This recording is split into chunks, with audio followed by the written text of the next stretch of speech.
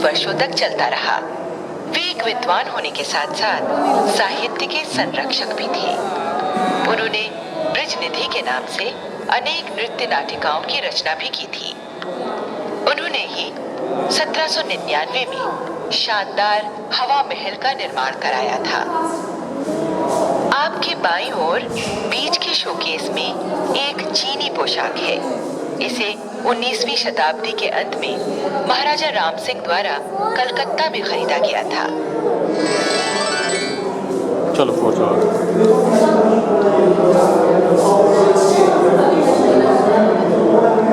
आपके सामने महारानी के महल का दृश्य है। उनकी दासियां किसी मंगलमय उत्सव के लिए उन्हें तैयार कर रही हैं।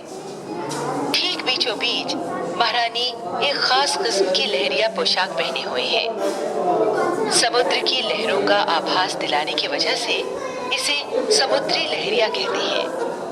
इसे खासतौर पर सावन के महीने में पहना जाता है। कपड़े पर लहरिया छपाई के बाद सुनहरी जरी से इस पर भारी कढ़ाई का काम किया गया है। और कहाँ है? महारानी के लिए सजना संवरना एक विस्तृत प्रक्रिया थी और उनकी दासियां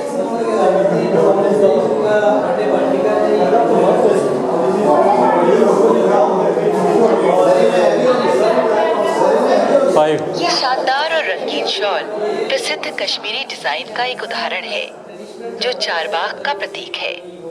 इसे लाहौर में बनाया गया था। चमकदार लाल, काले, नीले और हरे रंगों पर जरी से कढ़ाई की गई है। इस पर बहुत ही खूबसूरत लाल रंग का किनारा है। ये शॉल ऊन की बनी है और इसका आकार लगभग 1.8 वर्ग मीटर है। ऊनी शॉल पहनने वाले को गर्म रखने के अलावा और भी काम आती थी। इसे एक फैशन परिधान अथवा हैसियत के प्रतीक के रूप में भी इस्तेमाल किया जाता था। ये शॉल 18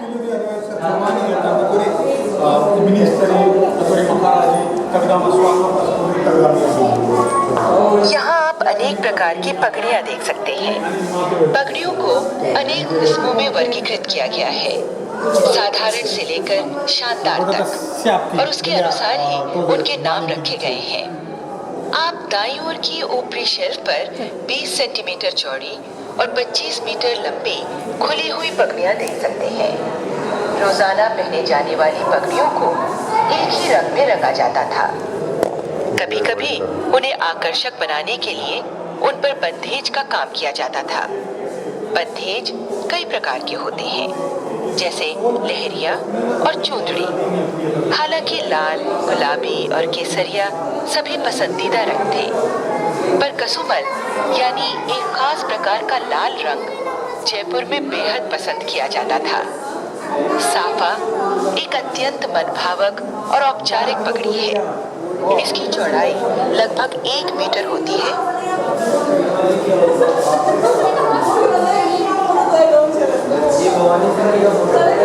स्थानीय कारीगरों द्वारा बनाई गई इस वैभवशाली सुनहरी और काली पोशाक में एक घाघरा, एक कांची यानी ब्लाउज, ऊपर पहनने के लिए एक कुर्ती और सिर ढकने के लिए एक ओढ़नी है। कहने की जरूरत नहीं कि रानी की पोशाक थी। इस अनूठी पोशाक पर सुनहरी गोटाकारी का काम है। पर कैरी की डोर काढ़ी गई है। ये विशेष अवसर की पोशाक है। इसे दिवाली पर ही पहना जाता है। एक बहुत ही दिलचस्प कहानी है। करीब 1000 वर्ष पहले पूर्व राजा दुल्हा राय ने एक बड़ी लड़ाई जीती और दिवाली के दिन अपना राज्य स्थापित किया था। तभी से वो शायद अपनी खूनी लड़ाई के शोक में केवल काली अथवा गहरे नीले रंग की पोशाक ही दिवाली के दिन पहनती थी।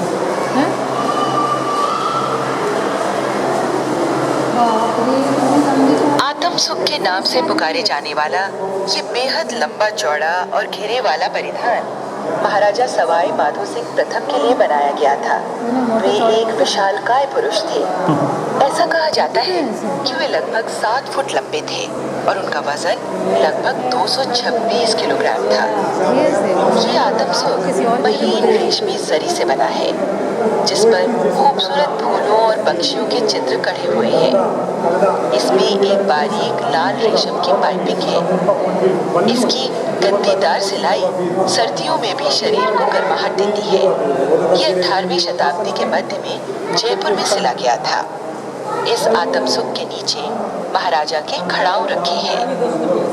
इस पोशाक के साथ पहने जाने वाले पायजामे को दाईं ओर के शोकेस में प्रदर्शित किया गया है। ये ताना बाना तकनीक से बने लाल और काली बनारसी जरी से बनाया गया है। इस पर सुनहरे धागे से फूलों के चित्र हैं और सफेद रेशम की किनारी वाले हरी रेशमी पत्तियां हैं। लाल रेशमी कमर पट्टा और पांवचे पर लगे जरी के किनारे इसे और भी आकर्षक बना देते हैं।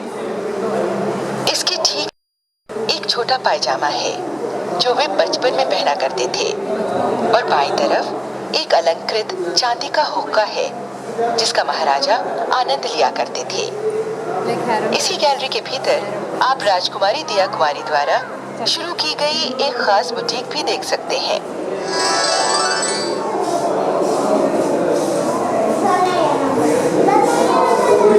तो देखो उनके साइज की सेटिंग है।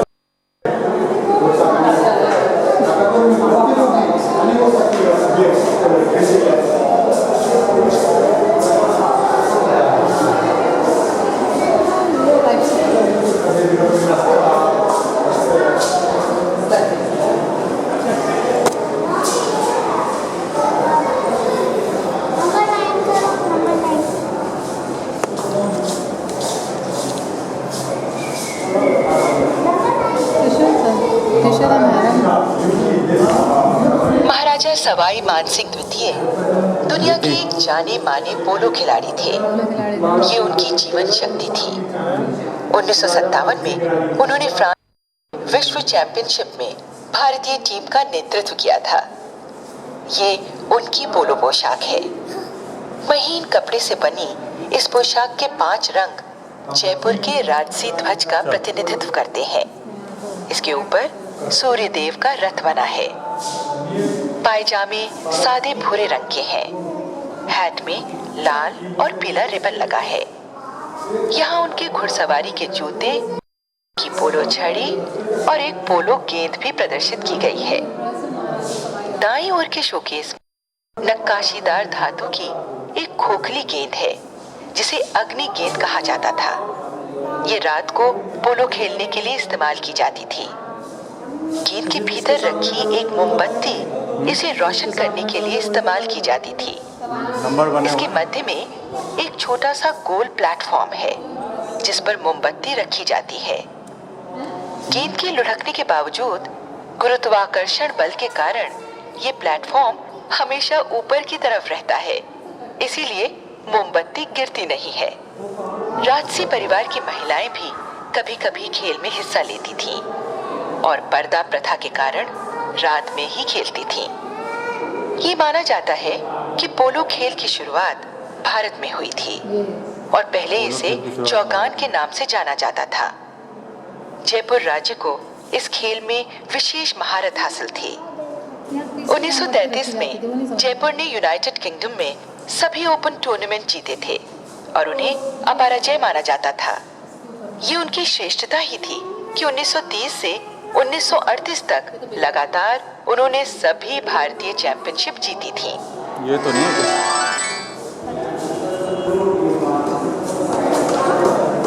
मोमबत्ती वाला कहाँ, क्या बता रहे? मोमबत्ती कोने में वो तो जूते हैं। ये है क्या?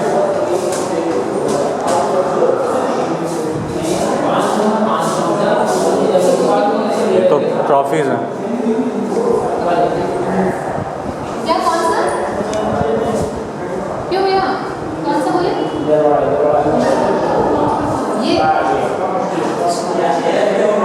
ये फायरिंग बॉल।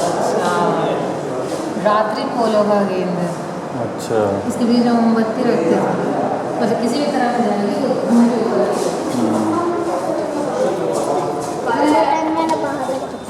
हाँ ना, hundreds of years many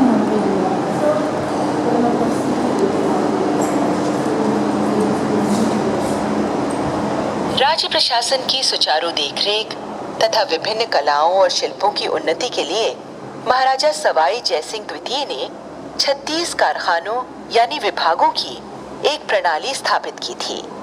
in कारखानों के नामों की संपूर्ण सूची यहाँ प्रदर्शित है। जयपुर राज्य के भारत में विलय के बाद आर्थिक अभाव के कारण ये बेकार हो गए और बंद कर दिए गए। सौभाग्य से महाराजा सवाई मानसिंह द्वितीय और वर्तमान महाराजा सवाई भवानी सिंह ने करीब 1 दर्जन विभागों को फिर से जीवंत किया। 1997 में इस पर म्यूजियम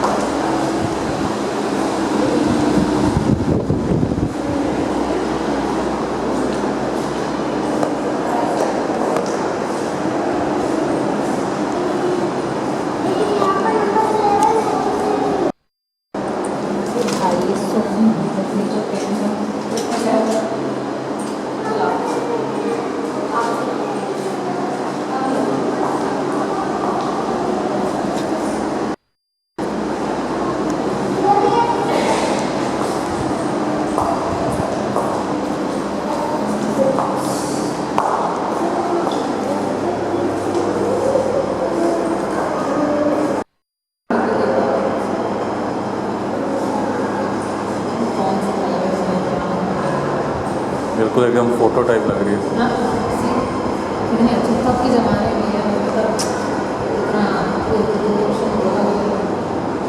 बिल्कुल बैठा के डिट्टो बना दिए। वैसे बैठाते हैं ना,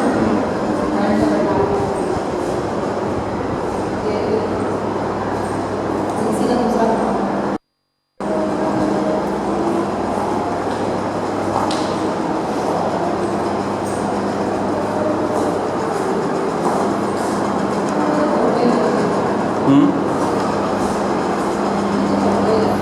ये तो फोटो ही है। ये आखिरी वाले होंगे। चिको छोड़ने के लिए मना किया ना, जल्दी हो जाएगी।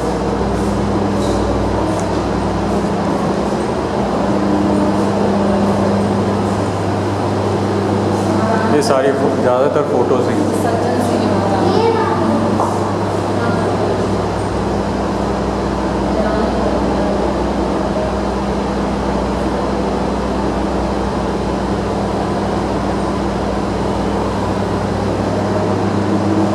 ऐसे किसी की फोटो में ले लेना तो ज़रा मतलब सेल ना रही होंगी।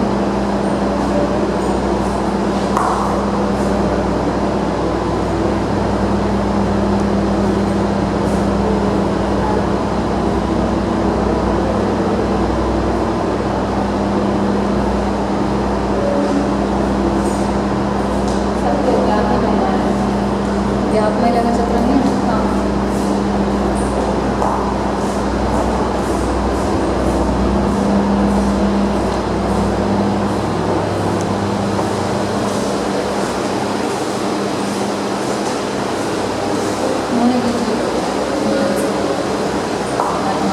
स्टीरियो बॉक्स कैमरा, ये उन्हीं से पीछे भी फोटो 3D कैमरा है।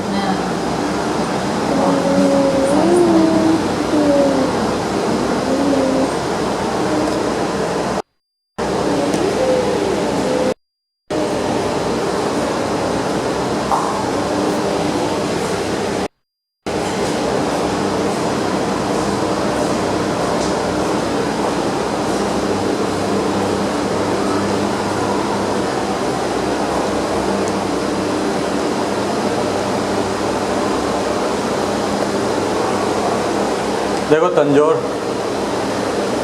तंजोर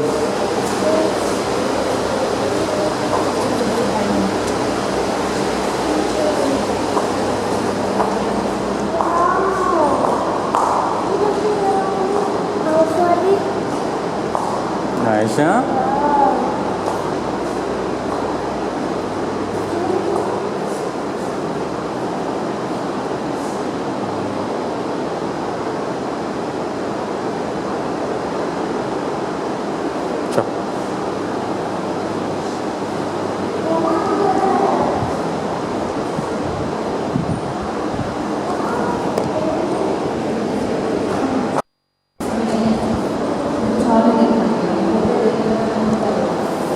चल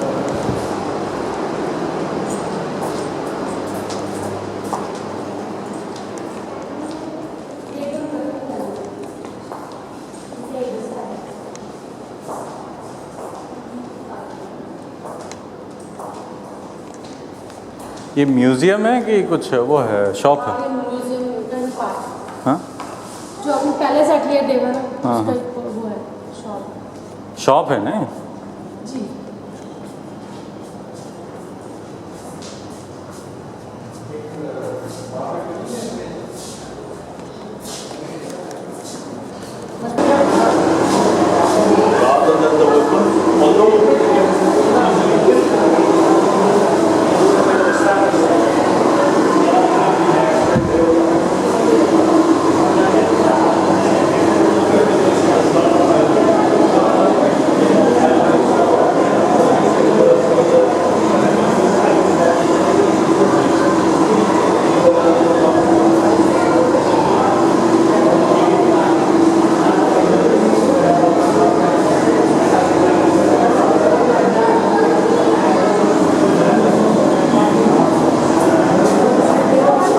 बढ़िया है ना? देखो क्या ज़बरदस्त इसका नाला देख रहे हो, गोल्ड। और ये देखो वो तीर वाली, तुम्हारी एरो वाली गन।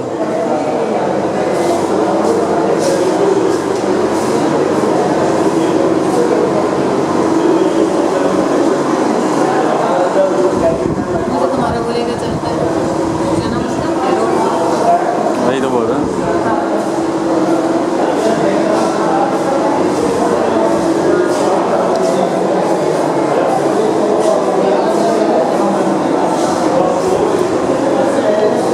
इस मजबूत और भारी चेन युक्त कवच को, जिसके बीच में एक चेस्ट प्लेट भी है, किसी युद्ध में भेदना लगभग असंभव है। दोनों तरफ बाजू कवच है और पीछे एक पीठ खुजाने के लिए बैक स्क्रैचर है।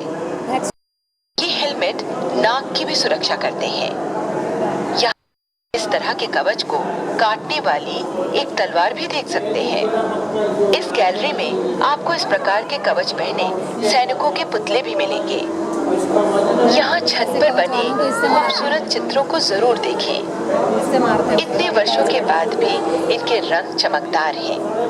इन रंगों को खनिज और वनस्पति से बनाया गया है और असली स्वर्ण पत्तियां इसकी खूबसूरती को उभारती हैं। यहाँ अनेक प्रकार के विषय हैं। कहीं कहीं पर फूलों की चित्रकारी है और कई जगह पर सुप्रसिद्ध जयपुर घराने के कथक नृत्य की विभिन्न मुद्राओं को दर्शाया गया है।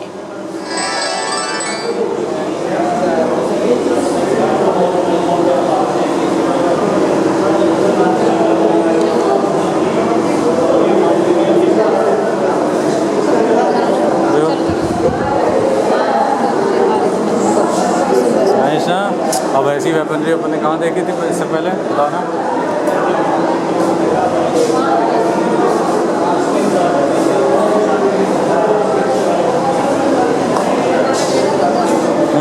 फंसा के ऐसे दबा दो तो अंदर से फैल जाता है। मारने का कितने गंदे गंदे तरीके हैं। क्या देखा? लोग केवल किसी के लिए पहले काम ही वही था लोगों का।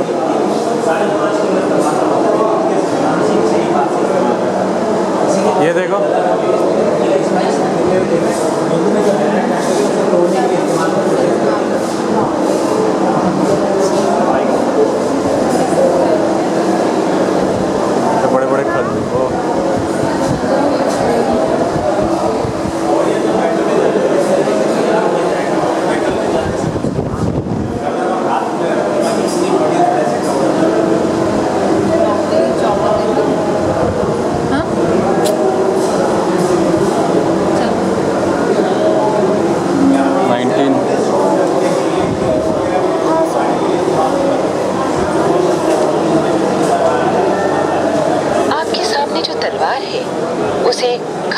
जाता है। ये मुगल बादशाह अकबर के प्रसिद्ध राजपूत जनरल राजा मानसिंह प्रथम की थी। वे एक महान योद्धा थे, मुगलों के लिए अनेक युद्ध जीते। राजा मानसिंह अवश्य ही बहुत शक्तिशाली व्यक्ति रहे होंगे, क्योंकि इस भारी तलवार का वजन लगभग 5 किलोग्राम है। इस पर सुनहरी छतरी बनी है, जो कि मुगल प्रतीक चिन्ह है। तलवार के पीछे एक कांटेदार गदा है, एक असाधारण बहुउद्देशीय हथियार। गदा के ऊपर के नुकीले कांटे को एक भाले की तरह उपयोग किया जाता था। आमने सामने की लड़ाई में इसे शत्रु पर वार करने के साथ साथ उसके हेलमेट को चकनाचूर करने के लिए भी इस्तेमाल किया जा सकता था। वाकई एक खतरनाक हथियार।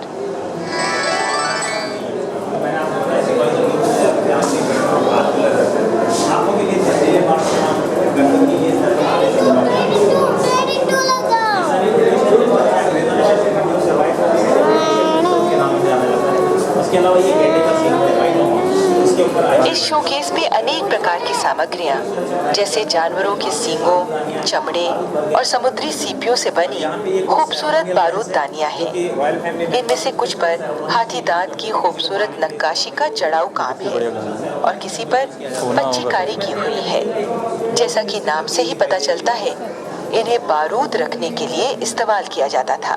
गैंडे की सींग से बनी बड़ी बारूददानी को ध्यान से देखिए। इसके छोर पर एक हाथी है, जिसे एक मगरमच्छ ने अपने मुंह में पकड़ा हुआ है। इस शोकेस के एकदम पीछे कुछ ढाले हैं। ढाले कभी युद्ध के लिए तो कभी रस्मो रिवाज में और कभी प्रशिक्षण के लिए काम आती थी। इस गैलरी में रखी ज्यादातर ढाले जानवरों के चमड़े से बनी है।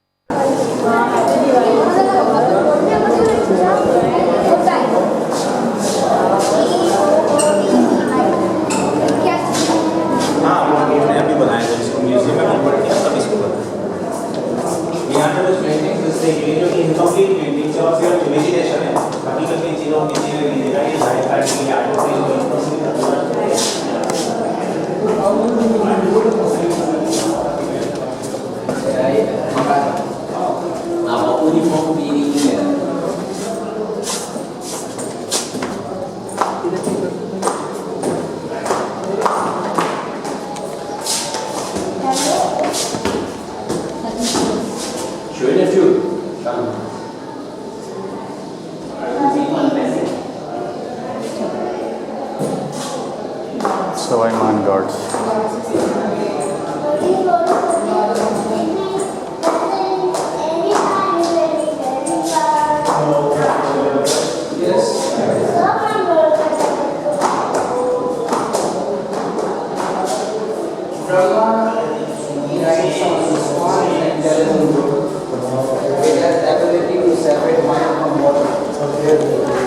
पूजा करवा रहे हैं।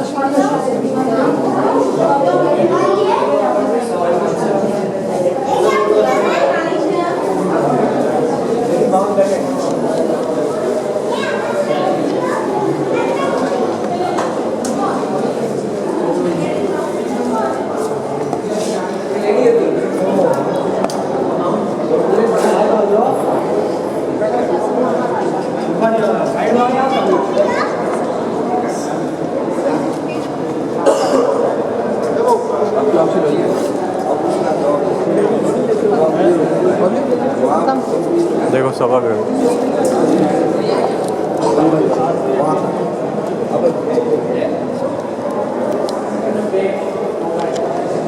ये दीवान आम है। इसे 18वीं शताब्दी के मध्य में बनाया गया था। इसी कक्ष में अनेक महत्वपूर्ण जनसभाएं हुई थी। यहाँ आप एक पेंटिंग देखेंगे, जिसमें इसी कक्ष में बैठे एक औपचारिक दरबार में वाइसरॉय लॉर्ड लिलिथको के साथ महाराजा सवाई मानसिंह द्वितीय चित्रित हैं।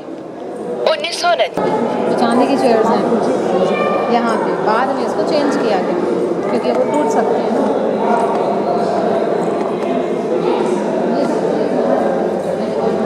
ये वाली चेयर्स वहाँ पे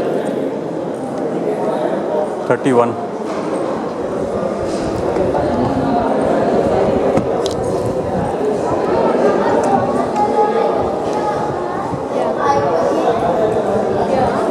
महाराजा सवाई राम सिंह द्वितीय का शासनकाल 45 वर्ष का था। उन्हें जयपुर में आधुनिक युग के जनक के रूप में जाना जाता है। उन्होंने अनेक सामाजिक और शैक्षिक सुधार किए। 35 साल उनका दृष्टिकोण अत्यंत मानवीय था और वे एक विनम्र व्यक्ति थे।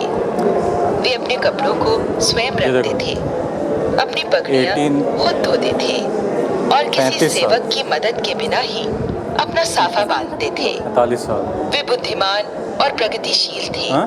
और उन्होंने कई नवीनताओं की शुरुआत की। वे जयपुर में गैस की रोशनी, पाइप से पानी और आधुनिक सड़कें लाए। उन्होंने सुप्रसिद्ध राम निवास बाग, एक चिड़ियाघर और पक्षीशाला और जयपुर का प्रथम सार्वजनिक थिएटर भी बनाया था। उन्होंने एक कन्या विद्यालय के साथ साथ आधुनिक शिक्षा के लिए एक कॉलेज की स्थापना भी की थी। उन्होंने ही जयपुर को इसका गुलाबी रंग दिया, जिसके लिए ये आज भी विश्व जानकारी ला के इसके लिए में फैक्ट्री बन रही है, इसमें कई छोटे बड़े कपड़े बनाने का काम है। तो आज भी उसी तरह से बनती है, लिक्विड बना के मिट्टी इसको अष्टधातु का लिक्विड बनाकर एक मिट्टी के सांचे में डालकर फिर बनाया गया। 20 फुट इसको उनका स्वागत होता था। अभी भी ये पैलेस सुबह 8 बजे खुलता, 8 से 10 2 घंटे के लिए सबका स्वागत होता है। ड्रम बजे तो सबका स्वागत करता है। इसी गेट के सामने आपके पीछे गेट है सर, गेट का नाम है सूरज पोल। सूरज पोल देखिए, सूर्य बन के अगर आज कहते थे सूर्य शहर से निकलता है, पोल मीन्स गेट। जिस जगह पे अपन खड़े हैं सर, जगह का नाम है जलेबी चौक। जलेबी चौक से राजा के टाइम पे स्टोन मार्बल पत्थर नहीं थे। राजा के टाइम पे यहाँ पे रेड कलर की मिट्टी का मैदान होता था। यहाँ पे राजा की सेना की परेड होती थी। घोड़े भगाना, लाठी चलाना, तलवार चलाना यहाँ पे सिखाते थे। सामने गेट के आगे आप 2 वाच टावर थे सर बने हुए, वहाँ से बैठ के राजा और रानी परेड देखा करते थे। एक तरफ रानी, एक तरफ राजा बैठता। चांदी के 400 साल पहले टेलीफोन, मोबाइल कुछ भी नहीं होते थे। एक दूसरे के मैसेज के वास्ते वाच टावर देखना ऊपर बने हुए, उनके अंदर में एक एक सिक्योरिटी गार्ड, एक एक ड्रम होता था। बाहर से पहले कोई भी युद्ध के लिए नजर आता, ड्रम बजा के एक दूसरे को मैसेज देते थे। इस दीवार के चारों तरफ खबर होती थी। इस बाउंड्री के 4 गेट है, चारों गेट बंद होते थे